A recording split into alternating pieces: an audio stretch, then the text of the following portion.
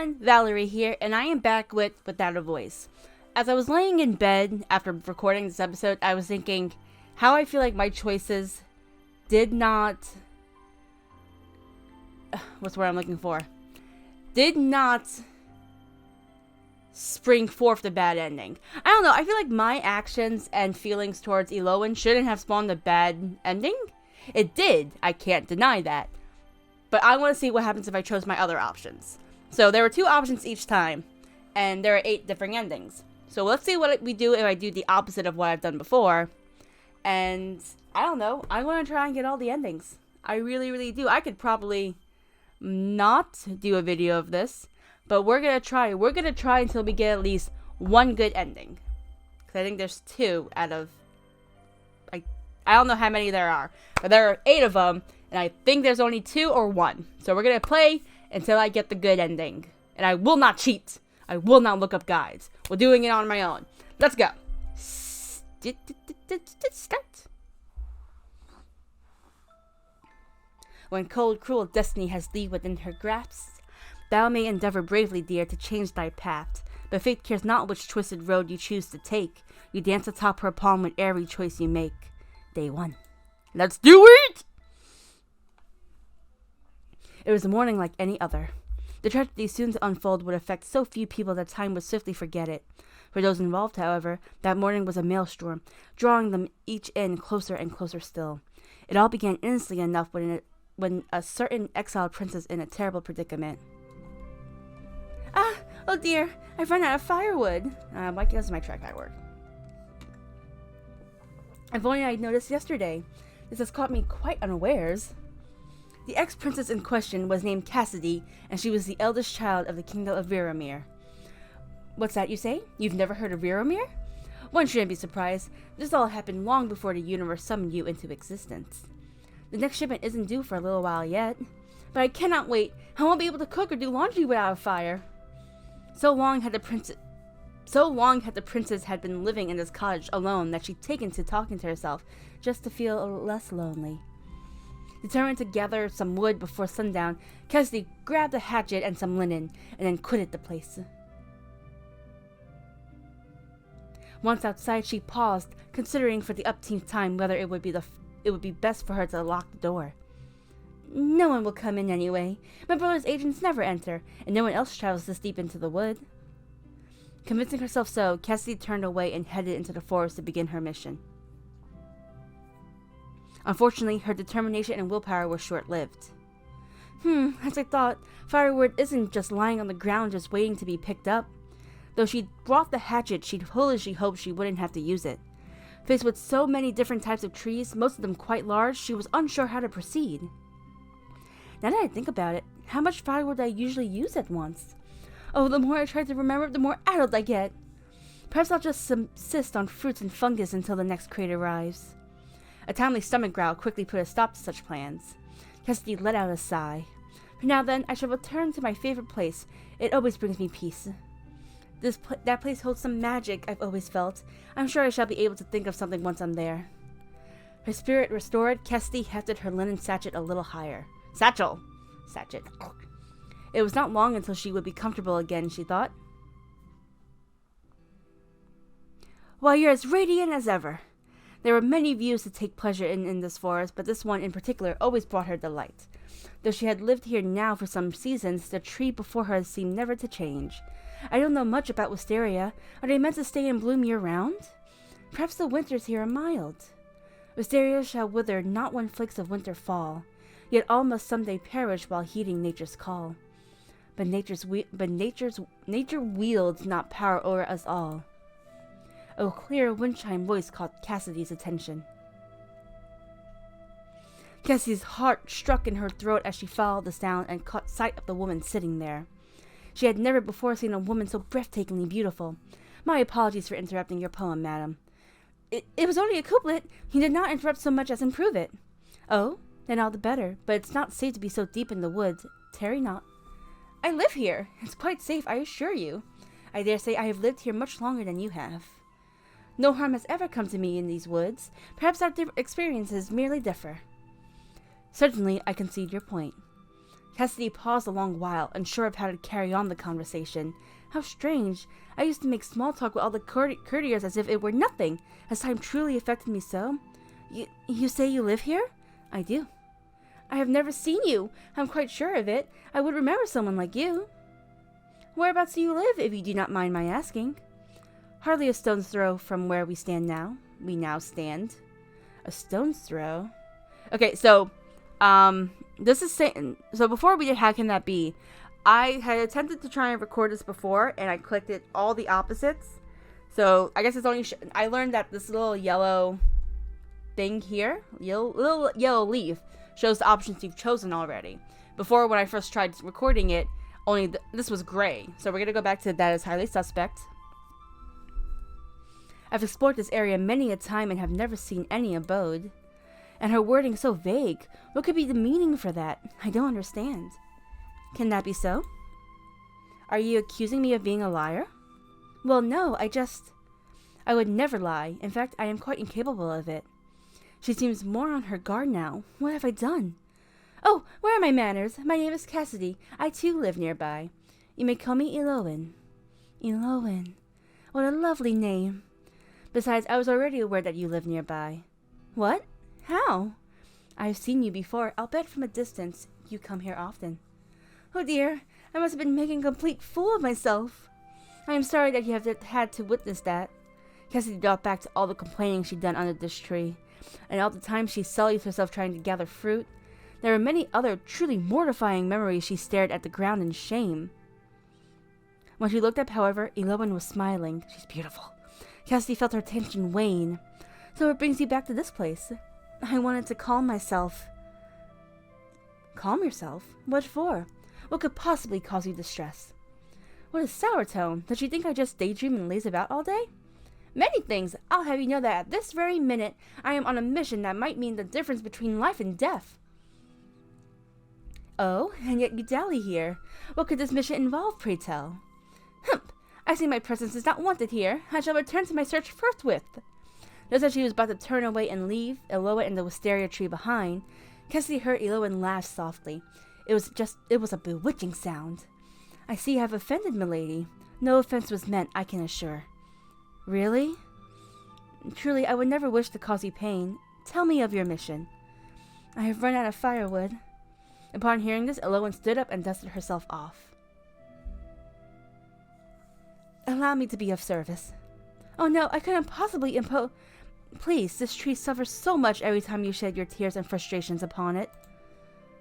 Huh? Yet, despite her abrasive words, Elowen was tirelessly helpful. It was she who taught Cassidy to gather smaller bits of kindling and to use the hatchet when that proved insufficient. If you wrap these smaller branches together, they shall burn just fine. I see. Oh, I am certainly glad not to have chopped down a whole tree. I was worried about that. Yes, once felled, a tree can never rise again. Take of them their fruit, their branches, but spare them their roots and lifeblood. Lifeblood? Do trees have blood? This forest is quite old, you know. I wish it would stay forever this way, but man has trouble leaving things be. The disparity between Elowen's indifferent expression and the biting tone of her voice made Cassidy's heart ache. This one is next. She must love trees. I agree. Nature is wonderful, isn't it? At times it can be. This is rather awkward. What does she mean by that?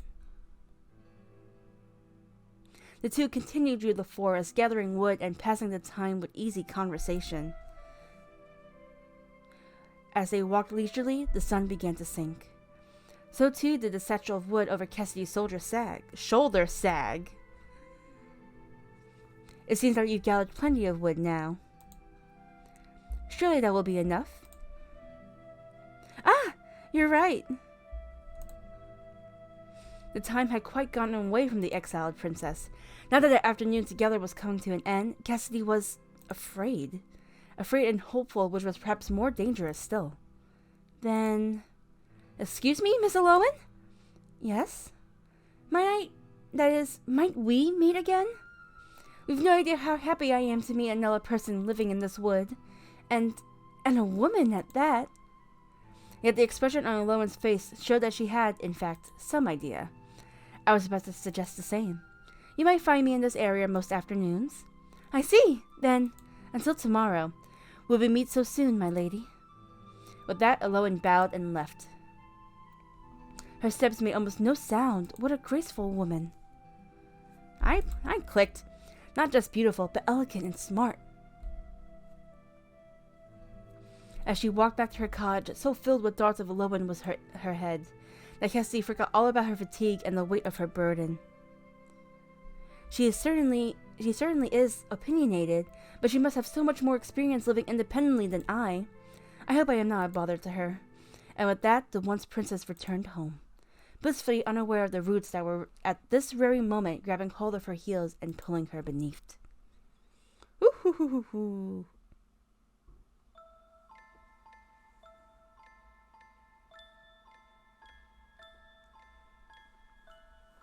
It is said a fool repeats his days, changing not but expecting change. I posted these men by routine hogtied. They expect not and are by not satisfied. Day 2. Let's go! 1 down, 5 to go. There's a sort of melancholy one feels when closing a book for the final time, feeling its last words wash over you as you leave its world and return to your own life. It was an ennui that Cassidy had grown used to. In her former life, she had received the best education that money and bribery might buy. Now that bright mind was left to languish, fed by nothing more than a single new book each fortnight. By now, Cassidy was in the habit of reading very slowly indeed. She shut her latest tome and placed it upon the table next to her half-written letter to her brother. I never sound quite myself in these letters. How do you write from a distance to whom you once saw daily? And how do you write anything at all when your life has grown so dull? She decided to pen a few more sentences on how moved she felt after reading the book, and how profoundly distressed she was by the ending of it. Family is important, but so too is recognizing the value of what you have before it is too late. If only the king had realized what a wonderful daughter he had. And I hope that you realize how much you are loved by me, your one and only sister. She paused, overcome by sheer feeling, and decided to keep that final bit to herself. It was too desperate for comfort, and princesses did not whinge so. So, no, that won't do at all. How unbecoming. With a sigh, Cassidy stared at the crackling fire. She had more than enough firewood now to last until her next shipment of it. The sight reminded her of Eloan. I wonder what Eloan is doing at this very moment. She could not fathom the day-to-day life of such a mysterious personage was utterly beyond her imagination. Her curiosity so engaged it was now impossible to ignore. And so, the fair Cassidy resolved herself to take a walk and casually seek the other woman out. Perhaps I'll even stumble across where she lives today. Wouldn't it be exciting to surprise her at her home? Thinking nothing at all of how inconvenient, how overly forward and impertinent it might be, she departed immediately. Once outside, Cassie took in a deep lungful of crisp forest air. How lovely it is today, hardly a cloud in the sky. She took measured steps in the forest, constantly scanning the area around her, on the lookout for this elusive domicile. Might Eloan live in a cottage like mine? She is so elegant, I cannot imagine her doing housework. Then again, I could hardly imagine myself doing housework not so long ago. Oh, how times change a person. Cassie reached her beloved wisteria tree before long and eagerly drank in the sight of it. She ran up to the tree and circled it with her arms as if meaning to embrace it. Hello, dear tree. You are looking as lovely as ever today, though a certain someone sits not beneath your boughs this afternoon. She leaned to one side and then another, looking around the tree and into the forest to see if she might spy a window or the billowing of chimney smoke. Sadly, she could make out only more trees. I can't suppose that Eloan lives in a treehouse, does she? Certainly not. Oh! Startled, Cassidy jumped, her foot catching unhappily on one of the tree's roots, sending her flailing forward. Careful! Eloan's arm shot out at once, her vice-like grip snaring the once princess just in time. Eloan's touch was so cold, yet her movements decisive. Cassidy's heart raced. Was she truly worried for me? It took Cassidy several moments to regain her composure. Eloan, too, looked a bit shaken. Thank goodness you arrived when you did. Truth be told, if you hadn't startled me so, I would not have fallen. Is that so? I shall endeavor to be less frightening in the future, then. Oh dear, she may have mistaken my meaning. I was only trying to cover up my embarrassment. This one, maybe. On second thought, was that perhaps a joke? You look much better with a smile. As do you. Still, how curious it is for us to be meeting here again. You come here often. I live nearby. What is curious about it? I'm merely saying that it's serendipitous. It must be fate. Fate has nothing to do with it, I assure you. Oh, but it's so much more romantic to think of it as fate. I can think of nothing less romantic than fate. Huh? Perhaps this is something not yet possible for you to understand. Don't speak as though you're much older and wiser than me. Eloan laughed a little. How old are you anyway? How old do you think? Cassidy stared at Eloan, gazing deeply into her eyes as if she might find the other woman's secrets there. I really cannot do this anymore, dang. Older than I first thought, perhaps. A wise answer. Eloan tipped her head slightly, the motion seeming to indicate a desire to walk on. Cassidy was only too happy to comply. Together, the two women strolled. Their time together was marked by companionable silence. Cassidy, never before a quiet girl, was desperate to fill it, but what conversation might pique Eloan's interest was unclear. She peered shyly at Eloan's face in profile, so striking and noble it seemed. She has the air of an aristocrat. What could someone like she be doing living in the forest? Then again, am I not in the same position? Perhaps it's something she finds difficult to speak of. An icy gust of wind whistled through the clearing, causing Cassidy to shiver and rub her bare arms. The sun will be setting soon, and it will grow colder. Perhaps you should... It was then that the question Cassidy had been ruminating on over all afternoon burst forth. Would you like to come to my cottage? Eloan appeared quite overcome. Is that wise? Whatever do you mean?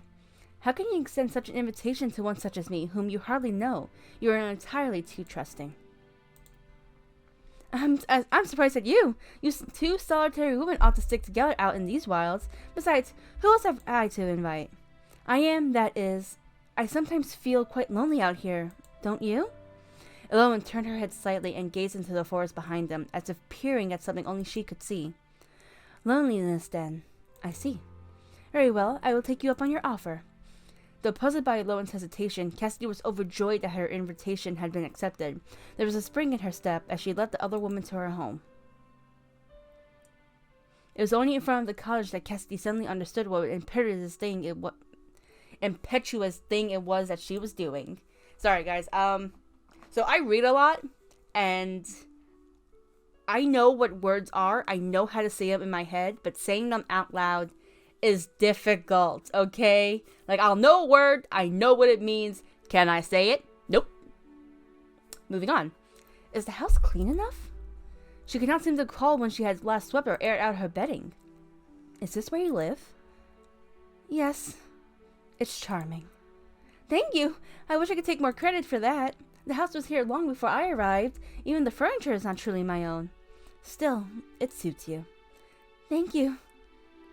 Boasted by Eloan's reaction, Cassidy finally gained the courage to follow through. She opened the door wide, gesturing for the other woman to enter.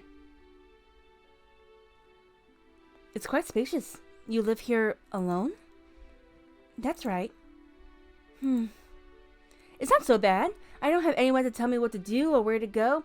I have freedom now that I have never known before. Perhaps, but sometimes I believe that being tied down to something is easier. If you don't realize you're being strangled, it's just a pleasant, light-headed feeling. I don't really understand. It's alright if you don't. Eloan walked slowly from one part of the room to the next, her fingertips ghosting over every surface. She looked to be seeking the essence of each object, taking in every minute flaw and deciphering its true nature. Cassidy wondered what Eloan might discover about her if only she allowed it, if only she dared. It was unbearably quiet. Just then, Eloan came across the book Cassidy had finished reading. Oh, that's a book my brother sent to me. I get so frightfully bored here that these books have become my sanctuary. I'm expecting a new shipment soon.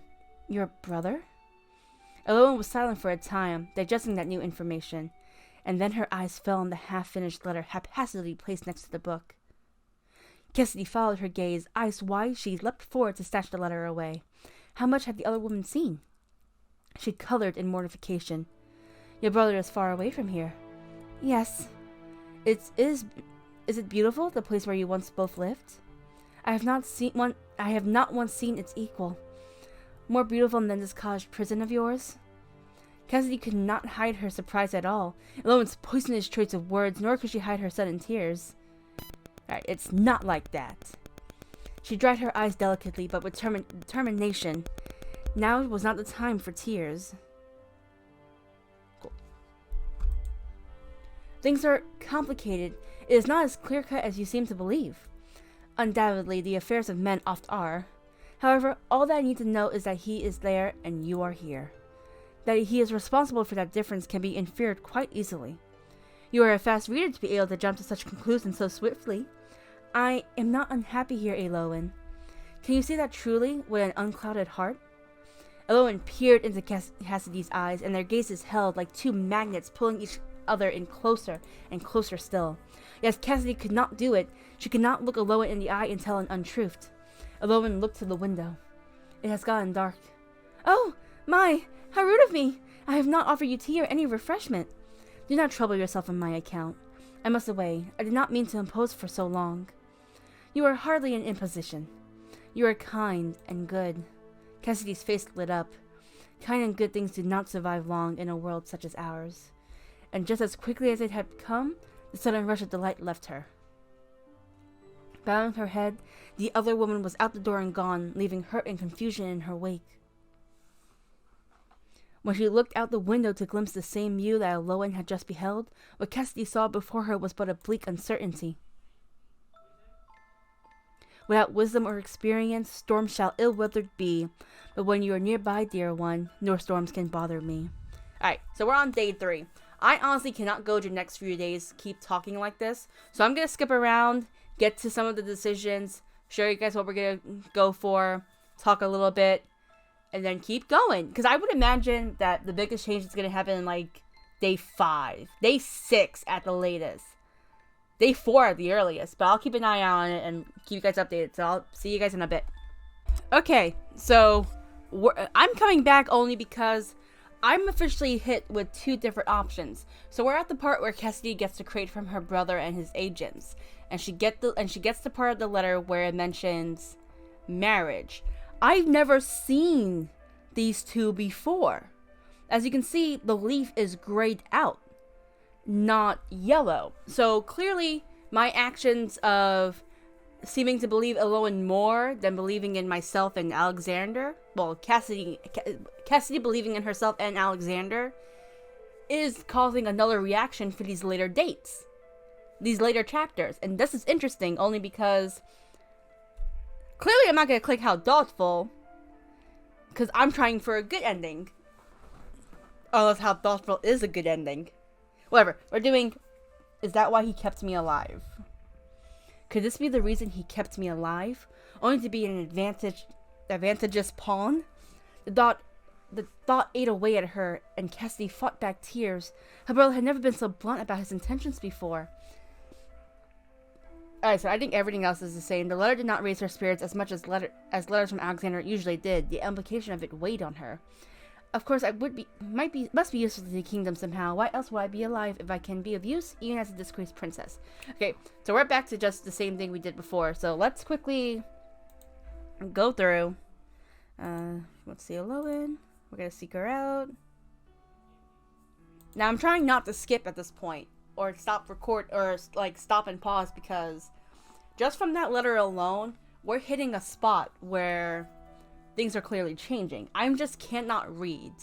It's gonna hurt my throat, and I'm trying my best not to do that. Especially because I work all day on the phones, so I can't risk that.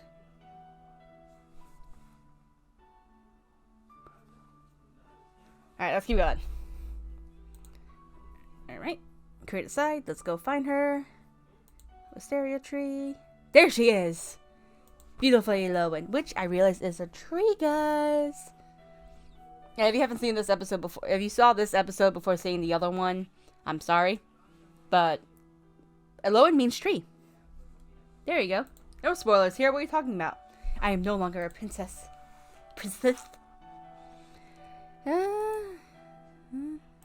Marriage. Elowen was right. She was considered a princess insofar as a princess could be useful. Alright, yep. Both were conscious, no doubt, of the argument. Alright. Make some apologies. I am sorry.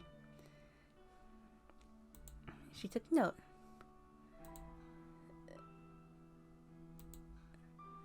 Oh! Apologize. Apologize! Proposed life was promptly forgotten. Something would seem that I too am quite the fool. Okay. They're having a walk. They're talking. They're happy. She's sleeping with a full heart, which is cool. Alright. The strings of love are oft unseen, though wrapped around you they may be. When tied fast, none can come between. No challenge humble fate's decree. Why do I feel like that's different?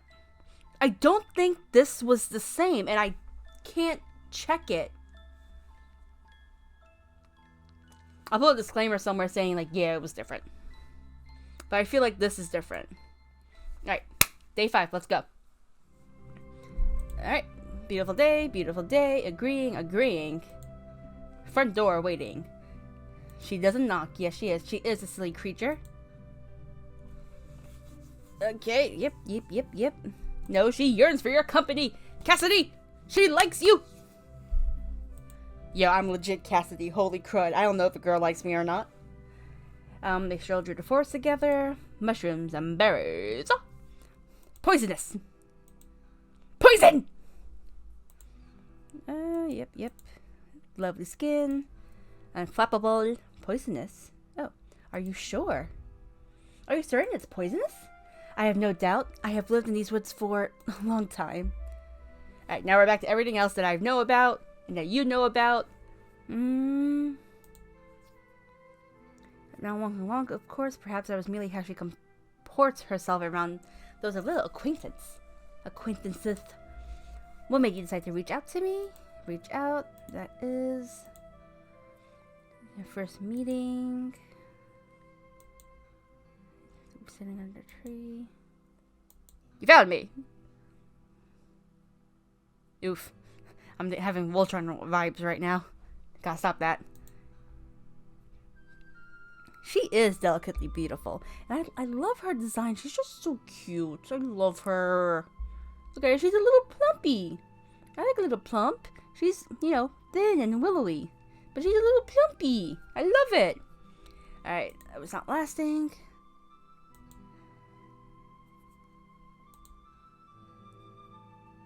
But dainty and delicate.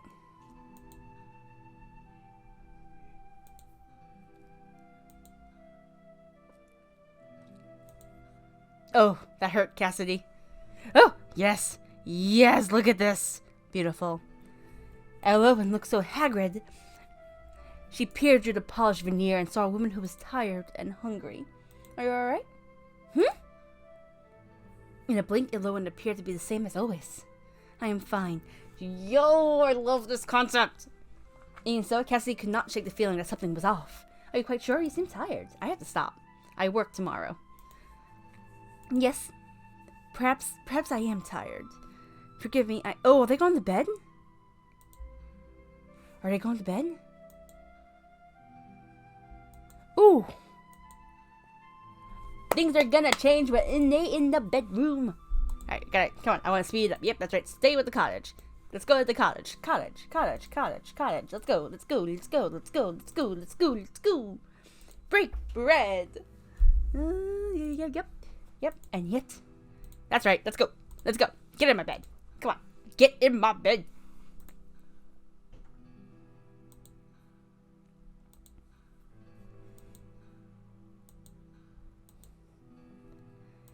Backflips and pirouettes.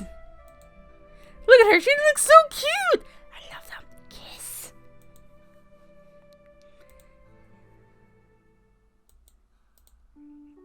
Oh, I feel like I went way too quick. I think I skipped something. Alright, that's fine. Alright, put your plant away. You just go rest. You look tired, my dear. Rest. Take a nap. Wait. Did she not fall asleep on that?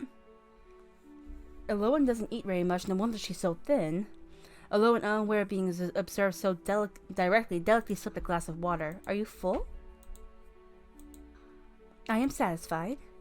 You eat so little. I'm worried for your health. I eat enough. I do not like doing anything in excess. I see.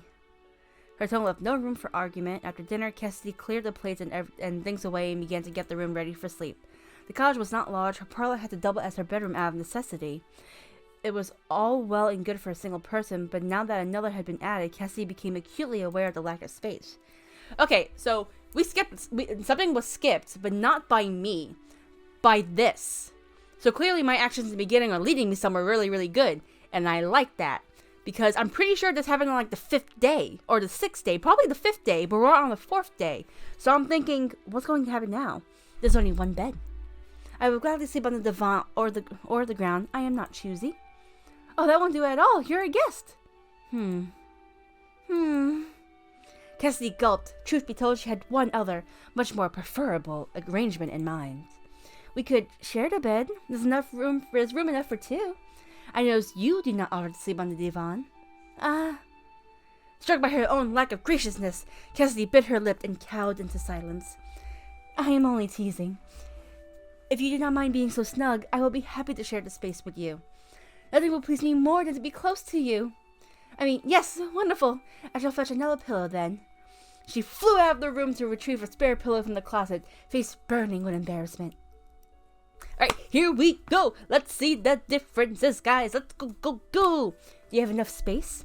You're not too cramped? I am fine. Truth be told, I do not mind the proximity. There's a faraway look in Elowen's eyes. I've been alone for so long until you came.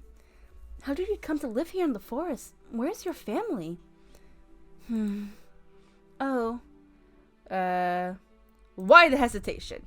We did the other one. It's a simple question, is it not? Why does she have such trouble talking about it? Though I suppose my own situation was not so simple to speak of. Has your family gone away? Elowen, with her mouth in a grim straight line, stared at Cassidy. It is a trying subject. I'm not quite sure where to begin. She took a deep breath. I have lived here all my life. Once I was not alone, but... Elowen paused and sighed. Oopsie. I once had siblings. They have long since departed, so I don't really have family here anymore. Others have come and gone, as I said, but I could not relate to them. I watched them from afar without entering their lives and did not mourn them when they left mine. And so the years went by. You'll never be alone again. Elowen's eyes widened.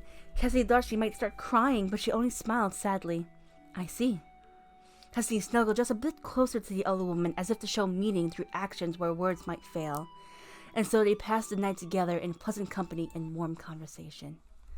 Ugh, romantic. This is different. I don't care that leaf is yellow. This is different. When the sunshine blazes down, I soon begin to wish for rain. But when you've gone away, my dear, I soon long for the sun again. Oh, wait. Whoa. We're on day 6 already? Okay, let's see what's so different about day 6. I'm kind of scared. So I'm going to pick it up from here. I'm going to start talking, guys. Let's do it. Cassidy awoke alone with a cold space beside her. Again, she's gone in the morning. What could she be doing so early? It's highly suspect. She could no longer ignore the gnawing feeling of dread. Perhaps she would ask Elowen upon their next meeting. Still, what a wonderful night that was. Each precious memory had been carved into Cassidy's heart. She yawned and slowly pulled herself out of bed. With or without Elowen, she would have to get on with her day. Cassidy hummed a little tune to herself as she cleaned up and prepared breakfast. Sitting down at the table with her bread and morning tea, she glanced at her stationery set, left by the vase. A lot has happened. Perhaps I should write Alexander a letter. No! She shook her head. That can wait. I'm more worried about what Elowen is up to now. The always lonesome before, the former princess' life now felt so much emptier without Elowen's presence. Though she could be accustomed to such solitude, she could barely concentrate on her usual chores. To think that a few days could change a person so. In a lull in her activities, Cassidy's gaze went to the window. Deep in the forest, her beloved wisteria tree stood. She could see it so clearly in her mind's eye.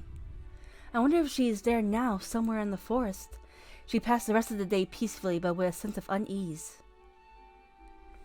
Ooh, nice. Daytime. I really love that. I really, really do. It's not necessary, but I love it. The next day came, and still no Elowen. Cassidy was left with nothing but her own thoughts. And thinking of Elowen perturbed Cassidy greatly. In the last several days, the woman had embedded herself into Cassidy's life like a thorn. I never expected to become close to another person again. She thought about Elowen and the things the other woman had said. The hours spent together that were so few but felt an impossible eternity. Despite how she looks, she must be much older than me. She has a proper way of speaking and always says she's lived in this forest a long time. And with the intricacy of her clothing and her manners, something did not quite add up. Elowen did not seem to like people much. Certainly it did not seem her presence in the wood, despite how long it had been, was known to many. Alexander most probably would not have sent me here if it was known that a beautiful woman was living alone in this very wood. Where did Elowen come from? Why was she alone? She still had no satisfactory answer. Thinking it all over, Elowen is strange. She is rather strange. Then again, there is nothing normal about my situation either. That only means I have more things to discover about her in future. Cassidy shook her head. Even if Elowen was a tad strange, Cassidy knew there was more to her than that. Wasn't there? She has always been honest with me, even if there are some things she cannot yet reveal.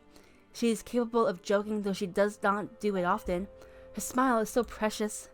She can be blunt, perhaps, but I believe she means well. Remembering the last several days... I'm pretty sure monstrous means monster? But maybe they mean it differently here? Maybe? Monstrous? Ugh! Nope.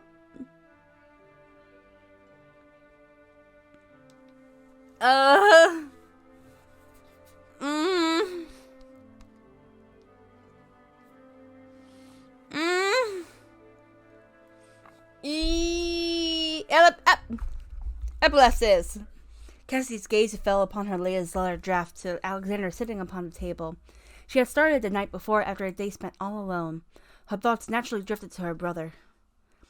If I leave here, if one day Alexander allows me to leave, what else awaits me? To marry a man? When he knows full well that I cannot bear to do that. The lid on the box of her memory slowly opened. Oh, here we go. Here we go. Once upon a time, in the kingdom of Viramir, a pair of twins was born. It was a fortuitous event. The sister, being the elder, was marked for queenhood. All expected bitterness and resentment from her younger twin, but there was no such thing. Alexander absolutely adored Cassidy. They spent almost all of their time together. The only others Cassidy spent her days with were her beloved handmaidens, handpicked from noble families to serve her. As Cassidy grew, it became more and more apparent that she could not lead. She had little interest in politics. She was much preferred socializing, spending her carefree days with her bosom friends. She and Alexander made a pact that when she became queen, he would rule as regent. She would not abdicate without making the kingdom appear weaker. She could not abdicate, but she would defer to him in all matters. The promise was made. To prepare for the day that he would become regent, Alexander went abroad to study, begging the king and queen to allow him to go. It was begrudgingly granted. Though he was gone but a few months, it was hard on his sister. She wrote him letters daily, and he was more than happy to return those gestures in kind. Yet as time went on, she wrote to him less and less. She was finding solace in her handmaidens, he thought. All was well. During a holiday, Alexander returned to the castle for a surprise visit. He missed his sister too much. Surely she too had longed to see him. Oh. Imagine his surprise. Indeed, his utter horror when that doting brother discovered his beloved older sister in bed with another woman. The handmaiden was banished. He could not speak of this to another for his sister's reputation, for his own reputation. You were lonely, weren't you? He asked. Yes, so unbearably lonely, and she was so sweet to me. He cancelled his studies abroad at once. They were again every day together. Still, his sister's inclination could not be ignored. A coy glance to a maiden there, a lingering touch there. He could not spend every minute with her as much as he wanted to. And as the parents talked of strategic marriages of the twins' duties, Alexander was overcome with dread. Me? Marry? When my elder sister might steal my bride away? More than that, it was unbearable to think of her married to some man, a man who would be king. In the meantime, some handmaids were quietly banished, and just when Alexander thought he might go completely mad, the unthinkable occurred. The twins' father, the king, dropped dead in the middle of dinner. She would become queen, the sinful older sister. It was not her fault the other women were drawn to her like moths to a flame, and she had a deep loneliness that could not be satisfied with anything but constant contact. She loved everyone but him, and she would be queen. It was with great surprise that Cassidy went before the Parliament of Barons. The decision was swift and decisive and cruel, a vote of no confidence. Why? Princess Cassidy of Varamir, you stand accused of immoral acts. Her blood ran cold as her charges were detailed. Alexander had not spoken a word of it. Of that she was sure. He had promised, yet with every handmaiden forced out, gossip followed. Young Pris so salicious and hot-blooded, everyone just knew what was going on. To become pregnant out of wedlock? What scandal! No one ever knew that not a single one of the maidens was ever with child. Every one of them was sent to the countryside for a period of confinement that would never end. No one but they too knew the real truth. Then how? Do you deny it? Can you possibly deny it? A word, gentlemen. All eyes were on the prince. Surely he, so personally affected by the rumors, would want her gone most of all. The punishment for what she stood accused of was death. Yet it was not death that the prince suggested. Exile in a forest far from the castle.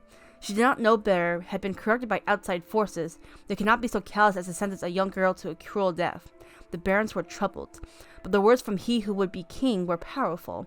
His older sister had not inherited all of the charisma and charm. And so it was decided, and Cassidy wept grateful tears. Her beloved brother, he who had all the reason in the world to blame and despise her, he'd save her life. Okay, before we continue, this makes sense now. So I knew that Cassidy was, it's clear that Cassidy was gay, but I didn't think that the reason for her banishment would be because she was a lesbian, which is basically what her brother's trying to do to her. I mean, he's definitely, like, especially when she says, surely he wouldn't send me to a place where such a beautiful woman is, because he knew. And clearly he wasn't okay with it. Alright. I still bank on my earlier theory on the last episode I made that definitely the incestuous thing that's going to happen is Cassidy and Alexander, especially because he clearly cares for her so much, for such a reason. Continuing, Cassidy, of course, knew not of her brother's true thoughts and intentions, but that is no reason for you to remain ignorant of the full truth. Is a political marriage truly my only means of escape? If I can be useful to the kingdom in any way, is that better? Will my life no longer be considered a waste? Alexander, did you ever truly love me? Did you ever truly love me? Is the precious younger brother that I once knew completely gone? Are you truly the one who has been writing me these letters? One negative thought spiraled into a dozen. She let out a long sigh. Her thoughts had taken her on a not-so-merry chase. If I dwell on these thoughts, there will be no end to them. She brewed herself a cup of tea to calm her nerves and began reading a new book. From time to time, her eyes went, somewhat nervously, to the window. And so, evening fell. And the rest of the story was lost to time. Did King Alexander completely erase his sister from history?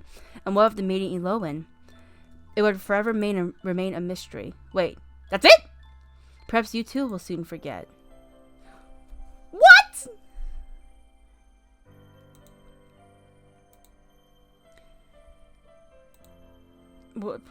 What if the rest of the story has been lost to time? Perhaps if you make different choices, you will find an ending to... What the... No! No! No! Ugh! I wanted it so badly. I was gonna try and make it.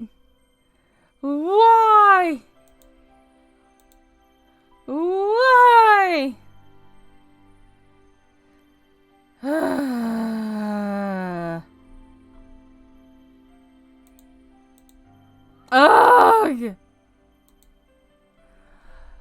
Alright. I'm probably gonna do it on my own. Because I don't even think that's a good ending. Let's look it up. Without...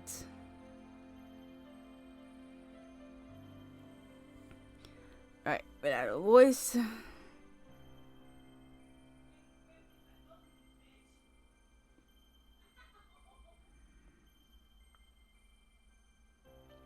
another bad ending.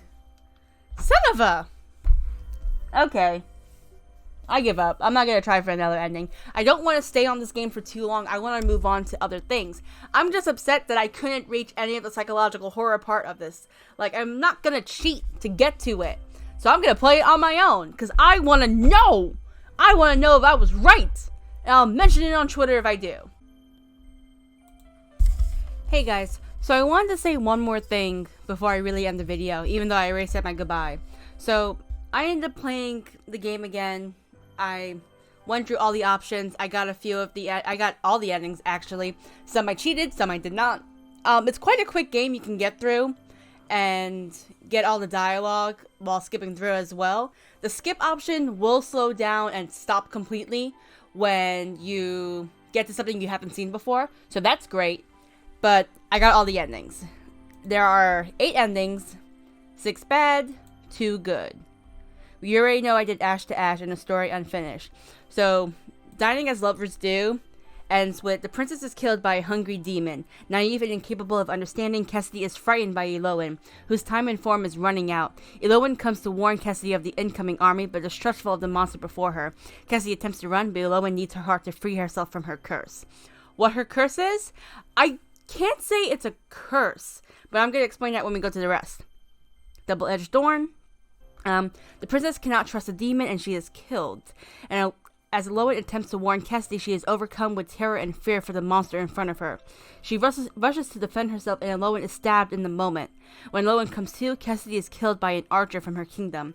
Filled with rage and sadness, she kills the archer but cannot kill Cassidy and dies alongside her. Her time run out. We did Ash to Ash, too late into your arms. The princess waits for her rescue, but the prince isn't here to save her. Elowen warns Cassidy of the army drawing nearer, but why would her kingdom be a danger to her? She dismisses Elowen's words when Alexander arrives, betrayed and furious. He zaps at Elowen, who rushes in to protect Cassidy, but the blade only pierces them both. Cassidy will await her brother in the afterlife. Then this one. This is the last bad ending before we get to the other two. 7 and 8 are the good endings. Even if the princess loved the prince, it wasn't enough. On an evening stroll in the forest, Cassidy is shot by archers from the kingdom, sent by her jealous brother, Alexander, who has caught word of her time with Elowen. Alright, then Truly Free. The princess loves the demon and fulfills the terms of her curse. Human facade, breaking away to reveal a monstrous appearance. Elowen appears in front of Cassidy to warn her of the intruders. Cassidy recognizes her love and affirms it, and Elowen's curse is broken to reveal her human form. Together, they outwit Alexander and his army and travel for years. At the end of the journey, they return home and live happily ever after. Then this one. The princess's fury transforms her into the demon and forges her path forward. Elowen in a monstrous form appears to warn Cassidy. Cassidy recognizes her love but cannot believe her words. Alexander could not possibly try to kill her. But as Elowen reveals to her the truth, Cassidy is overwhelmed with anger, absorbing the demonic energy from Elowen. Cassidy strikes and together they kill at the soldiers. They let terrified Alexander go, Cassidy declaring that they are no longer kin. Together they spend the rest of their days in the forest as demons, living happily ever after. So, just a bit of context. So, everything 1 through 6 is all about Cassidy dying in some sort of way, either mirror, whatever her kingdom was, whatever Cassidy's kingdom was, or by Elowen herself. Elowen is the wisteria tree that Cassidy kept going to, where she sang, hung out, did all those nice things. Her Elowen's love for Cassidy was so strong that something asked her if she wanted to try to get Cassidy to love her. So it's basically a Little Mermaid type deal, because she mentioned how, and I think in Truly Free, she mentioned how every step was painful, which happened in The Little Mermaid, the original book, not the movie from Disney. And so basically, as I was recapping a bit of what I was saying before I interrupted my own self, Elowen was the wisteria tree. She loved Cassidy so much that she ended up becoming human and had 7 days to try and get her to love her. All of the other endings from 1 through 6 are where that doesn't happen. Other than number 6. Number 6 is a bad ending, but I don't know what happens to them. No matter what, one of them or both of them die. No matter what, they die. And in Truly Free, Cassidy accepts that she does love Elowen. Elowen becomes human. They trick the army from Cassidy's kingdom into thinking she died. And then, as it says, they go on traveling, and it has this really cute ending. Hold on, let me get the gallery. It's a really, really cute thing. Give me a second. We're gonna get it. As you can see, I unlocked everything. Oh, this. Look at it. This is adorable. I wanted to punch myself in the face on how cute it was. And then, for the other one, where, what was it? In Together We Are Eternal, Cassidy is still a little bit doubtful that her own kingdom will want to hurt her, but she still follows Elowen over to where they are at. And she realizes that, they really are here to kill her, while Alexander is. She herself turns into a demon, and her and Elowen wreak havoc on all the freaking people. And I love it. They stay into being demons together, and this is their picture. Gallery. This one. Oh, it's beautiful. Oh, it's just simply. I didn't look at the details of her dress. I couldn't really look at it, but it's beautiful. I love it.